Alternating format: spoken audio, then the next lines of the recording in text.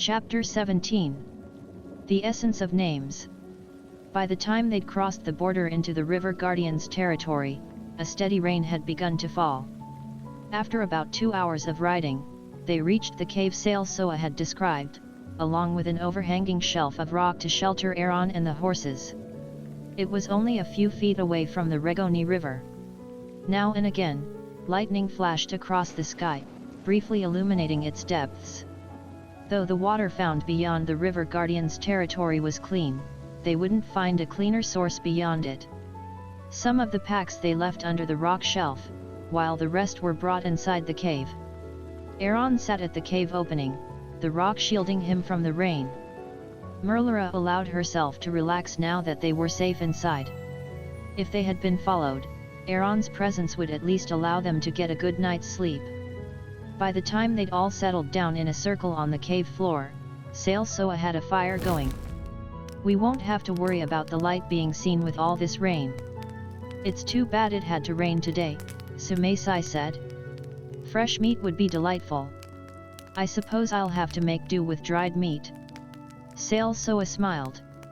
"It's not as bad as you think."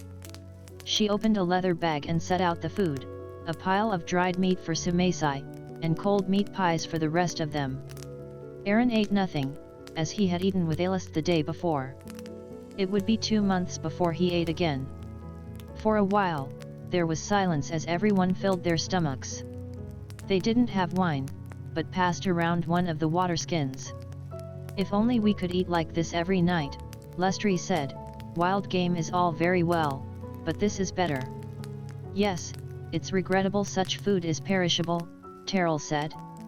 "We're fortunate to eat fresh food on our first day of traveling. We'll trade the rest with the River Guardians for more provisions." Seldrian turned to Seldrian. "How do you like dried meat?" "It's decent, but I hope to hunt tomorrow." Seldrian lay down. Her eyes traveled around the cave, lingering on Tyor. "What are you doing?" Tyor asked suspiciously.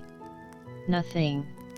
I'm just thinking about how you're going to annoy us," adversaries said smiling. Seldrian and Kunisk laughed. "How can you say that so casually?" Tyor asked. "We're used to it." "You needn't worry," Seldrian said. "I was thinking we could play a game." "A game?" Merlara said incredulously. "Since when were you interested in games?" Seldrian smiled. "You've only known me for 3 months, Merlara. If you had grown up with me, you would know that my brothers taught me how amusing a simple game can be." "Except that your games aren't simple," Kunisk said. "Not that that's a bad thing." "In this case it is," Seldrian said. "Since it's clearly meant to annoy us." Merlara looked at Callagan. She seemed amused by the conversation. "What game did you have in mind?" she asked. "I've only just thought of it. And it's not meant to annoy, but to entertain and inform. All of us have names with a special meaning. I propose that we all try and guess the meaning of our names. For instance, you all know my name. Now those of you who don't know me, have to guess what it means." One of the few customs all their people shared, was that certain names had meanings that were unknown outside their cultures. They were deemed too valuable to be common knowledge outside their nations. "This would be easy if we all had common names," Tyor said. "Which is why this game is ridiculous," Tyor said scornfully. "I wouldn't be here if I didn't trust you all, but there are some things that are too personal." Aaron looked at her with a strange intensity. "You speak truly. But considering our circumstances, it would benefit us to know more about each other. It will also strengthen the trust between us. Besides, as Tyor said, your name reveals the content of your character. What's the use of trusting us, or us trusting you, if we don't even know who you are?" Tyor said nothing. Aaron turned to Callagan. "I think we should start with your name, since you're our leader beside Seldrian." "Thank you, Aaron." "Seldrian, why don't you guess first? This was your idea after all." "With pleasure." Seldrian sat up, her eyes gleaming. "Let me see. I haven't known you for more than 2 weeks. And most of that time you were engaged elsewhere. I'm Tyorian, but being more interested in my native language, has left me ignorant on the meaning of certain names. Perhaps, your name has something to do with your bloodline. In a way. But any honorable woman could have my name. But your name does not, I suppose, mean honor. No. I thought not. You'd be making it too easy if it was. Does your name mean mentor? Kahira laughed. No, but clever guess. How about warrior? Very good. Kahira said, smiling. Yes, warrior is my name. Sumesai looked pleased with herself. That was a little too easy though. Of course your name would mean warrior, or something like it. You have dragon blood. Perhaps, but not all of us have names that have to do with war. Yes, it's important that you're aware there's more to being a dragon than fire and war, Aaron said. We don't seek out conflict, and even when it seeks us out, we try to avoid it. When it becomes inevitable, we do whatever it takes to protect our own, but try not to indulge in unnecessary cruelty. Sumesai smiled. I can only assume you've given in to the temptation at some point, since you say that you try not to, rather than choose not to. Aaron looked grave. One of our greatest weaknesses, is our tendency to act cruelly with our adversaries when pushed to a certain point. There is nothing amusing about that fact. It's one thing to give in to your anger, when only you and the enemy you face will suffer. It's quite another, when not only thousands, but generations of those you love will suffer for it. No one said anything. Even Sumesai looked subdued. Merlara felt that Aaron's words couldn't be more pointed, as he was clearly referring to the war between the Seldrian and the dragons. And who knew what forces Tyor would unleash, with her malice and prejudice against the dragons. Well, Tyor said awkwardly, that escalated quickly. Aaron sighed. Forgive me, there is a time and place for everything. This isn't the time or place for such words. If you wish to continue the game, you and Sumesai can try and guess my name. Very well. Only I wouldn't give any hints if I were you. Being 300 years old, means even the vaguest hint is the same as telling me. Well, a game without a challenge isn't a game anyway, Sumesai said. Personally, Tyor, I think your name means loyal. A good guess, but incorrect. Faithful. That's not much different from your last guess. I know that, but since you said loyal was a good guess, I thought faithful might at least be a clue to your name. How about protective? Aaron said slyly. Tyor hesitated, avoiding Merlara's gaze. That's not my name. Maybe it should have been. That's enough, Aaron, Merlara said, her face flushing red. He has a point, Sumesai answered mischievously. Merlara stole a glance at everyone else. Lestri was staring with dismay at Sumesai and Aaron, his mouth half open. Vasiri and Nkunisk looked embarrassed. Salso, Terrell, and Kahira exchanged a look. Aaron, Kahira said mildly, you and Sumesai should be aware, that some things are better left unsaid. Merlara glared at her, annoyed that in spite of her reprimand, she clearly shared the same view of her relationship with Tyor as her mother did. Which wouldn't have bothered her in normal circumstances. I suppose we'll have to keep guessing then, Aaron said. Lestri gave Sumesai an annoyed look. You should have put a limit on the guesses, Sumesai. How many have we had? You've had 2, Aaron 1. That's hardly too many, Lestri. Apparently it's too many for you too. We'll keep the number of guesses limited to 3, Kahira said with finality. Fine, Sumesai replied, then I get one more turn. Aaron gets 2. Tyor had regained his usual mild manner. Proceed. Persistent. Close, but still incorrect. Aaron looked at him intently, as if recalling what he'd seen in him since they'd met. Vigilant. That could have been my name, but it isn't. Spirited. No. Well, Sumesai and I have had our guesses. How close did we get? You came close. My name means passionate. Sumeisai growled. I can't believe we got so close, and yet fell so short. Tyor smiled. If you recall, this game was your idea. Surely you knew the risks of such a game. Vasiri laughed. Of course she did. She just took it for granted that someone else would fall short first. They usually do. That doesn't mean they always do. Never mind, Seldrian said, I think it's high time Merlara has a turn. I'm curious to know the meaning of your name, Your Majesty. After Aaron and Sumeisai's teasing, Merlara wasn't inclined to have anyone guess her name. I appreciate your curiosity, but I admit I'm curious about your name as well. Aaron smiled, revealing rows of razor-sharp teeth. It seems Merlara can read my mind whether she's touching me or not. I was about to suggest the same thing. Seldrian seemed surprised. Well, if you insist. We do. Aaron shifted slightly, moving his wings into a more comfortable position. I'll go first, Wolf Sister. Sumeisai stiffened. With all due respect, I hope that isn't your name. Seldrian laughed. It isn't. But if it was, I would bear it with great pride. Turning to Aaron, she bowed her head slightly. It seems you've been watching me closely. I have. I admire your passion. Tyor looked at him curiously. What are you talking about? Seldrian has a love for the Kasia that resembles that of Axeo, the first Silge to befriend them. Yes, we all know the story, Sumeisai said impatiently. We're educated enough. Aaron snorted derisively.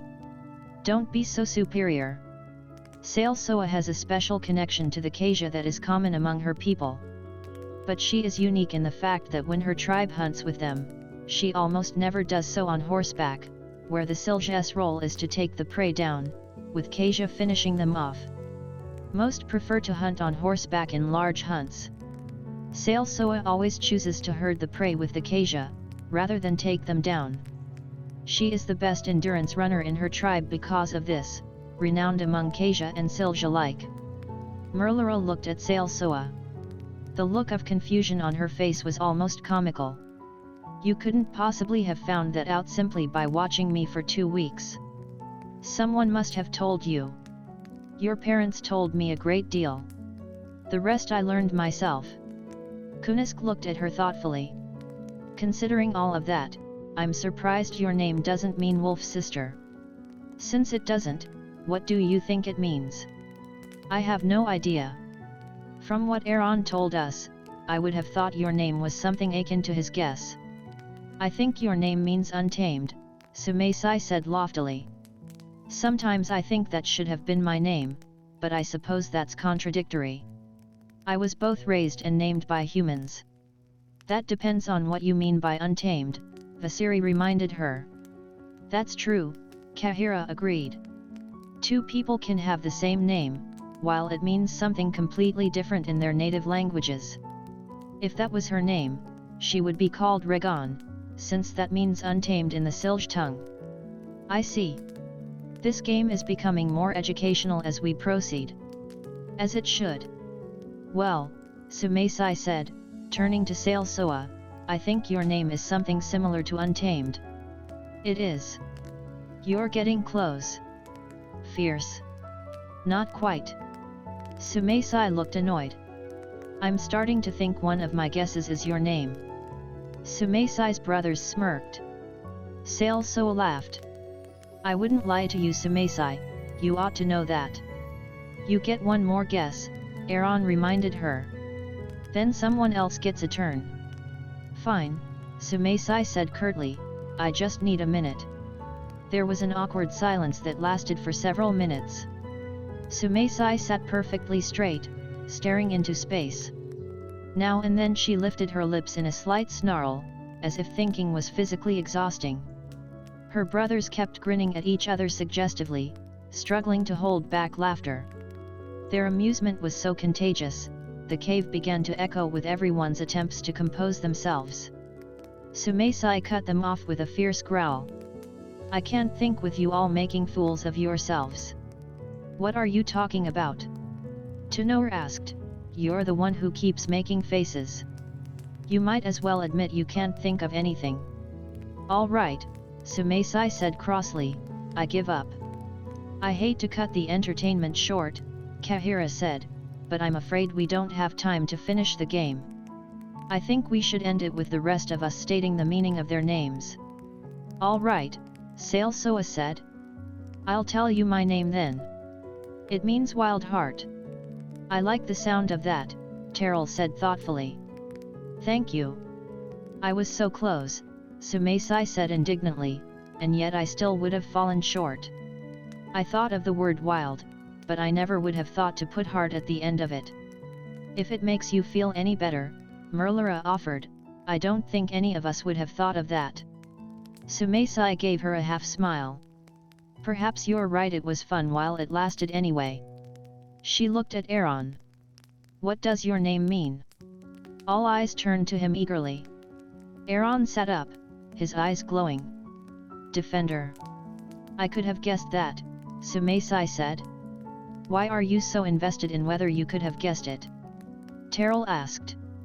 Because I could have. Tyor looked annoyed. She opened her mouth, but stopped at a look from Aaron. What does your name mean, Tyor? Loyalty. Indeed. And why, may I ask, did your parents give you that name? Tyor dropped her eyes, avoiding his gaze. To remind me my loyalty would always apply to Tyor, and Tyor alone. Aaron's face was unreadable. Whatever his suspicions on the context of this statement, he didn't voice them. Eager to change the subject, Merlara spoke. Would you all like to know the meaning of my name? We would, Aaron answered. It means mercy. A fitting name for one of your status, Kahira said. I don't see the point of it. Somehow I doubt my true name, Adnate, means anything similar. Mercy doesn't mean you are weak, Tyor said. My mother has always said that her brother Emperor Leu struggled most with that balance in his first few years of ruling, showing mercy while also exhibiting justice. I'm afraid I failed to master those skills. Tyor looked at her tenderly. You will learn to master them yet. Merlara looked into his eyes, a lump forming in her throat. Tyor was now the only one who truly knew her, the one person with whom she could share her deepest hopes and fears. One day, we'll have to accept it's unlikely we can be together, she thought. I only hope that day is far away. The silence was broken by Aaron. It's getting late. Sumaisai and her brothers should state their names, then we'll sleep. My name, Sumaisai said proudly, means spirited. And my name, Vasiri said, means leader. Kunisk and Lestri spoke. My name means steady. And mine means relentless. Aaron looked amused. I see now why Sumaisai gave me such a strange look, when I suggested spirited could be Tyor's name. And I had every right to, Sumaisai answered, the Tokwai are extremely territorial. Over names? Tyor asked. Anything, really? Tyor laughed. I'm too tired to argue with you. For now, I'll pretend that makes sense. Sumaisai smiled, and her brothers exchanged amused glances. I can see why you have those names, Seldrian said. From what Merlara has told me, you demonstrated those traits when you rescued her. Sumaisai smiled. I can testify that we've had those traits for most of our lives. We weren't called Wequios by our neighbors for nothing. Wequios. It means guardians in the Tokwai tongue. I suggested it. Of course you did, Aaron said. Everyone laughed. Sumaisai laughed as well, unfazed by the pointed manner of Aaron's statement. Not to be rude, Aaron said yawning, but we really must sleep. He's right, Kahira said. We leave early in the morning. I don't think watches will be necessary tonight. After a few minutes of rustling, silence reigned, except for the sound of rain beating against the rock shelf, and an occasional roll of thunder. Merlara lay awake for some time, thinking of what she had learned that night. When she closed her eyes, the faces of her 9 companions appeared, their names echoing in her mind. Though no one had voiced it, she couldn't stop thinking of the fact that their journey, if they survived it, would change them all for better or worse. If they weren't careful, could their names cease to have meaning?